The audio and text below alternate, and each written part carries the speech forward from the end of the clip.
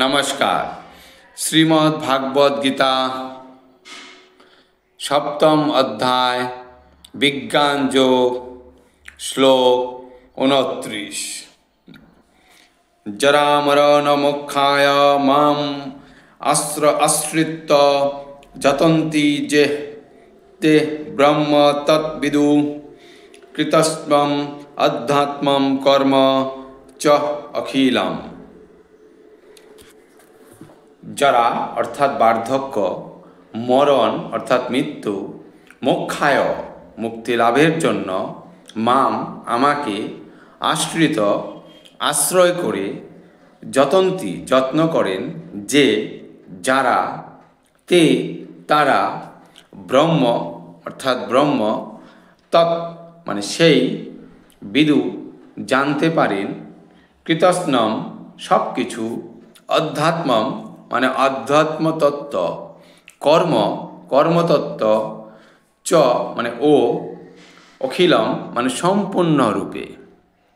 अनुवाद, जे समस्त बुद्धिमान व्यक्ति जरा ओ मृत्यु थेके मुक्ति लाभेर जन्य प्रयासी तारा आमाके आश्रय करे যত্ন करें। तारा प्रकृतपक्षे ब्रह्मभूत, केनना तारा अध्यात्म तत्व और कर्मतत्व सम्बन्धे सम्पूर्ण रूपे अवगत। तात्पर्य, जन्म मृत्यु जरा और व्याधिर द्वारा এই জড়দেহ আক্রান্ত হয়, কিন্তু চিন্ময় দেহ কখনোই এদের দ্বারা প্রভাবিত হন না। চিন্ময় দেহের জন্ম মৃত্যু জরা ও ব্যাধি নেই। তাই কেউ যখন তার চিন্ময় দেহ ফিরে পায় তখন সে ভগবানের পার্শ্বদত্ত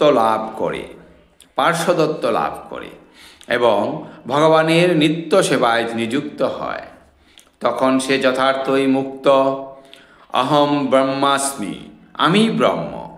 কথিত আছে যে প্রত্যেকের উচিত নিজেকে ব্রহ্ম বা আত্মারূপে জানা। ভক্তিমার্গে ভগবানের সেবা করার মধ্যেও এই ব্রহ্মানুভূতির অবকাশ রয়েছে, যে সম্বন্ধে এই শ্লোকে বলা হয়েছে ভগবানের শুদ্ধ ভক্তেরা ব্রহ্মভূত স্তরে স্থিত এবং তারা অপ্রাকৃত কার্যকলাপ সম্বন্ধে সম্পূর্ণভাবে অবগত। ভগবত সেবাপরায়ণ 4 প্রকার অশুদ্ধ ভক্তের যখন অভীষ্ট সিদ্ধি হয় এবং ভগবানের অহেতুকী কৃপার ফলে পূর্ণরূপে কৃষ্ণ ভাবনামৃত লাভ হয়, তখন তারাও ভগবানের দিব্য সাহচর্য লাভ করে। কিন্তু যারা বিভিন্ন দেবদেবীর উপাসনা করে তারা কখনোই ভগবান শ্রীকৃষ্ণের নিত্যধামে পৌঁছাতে পারে না।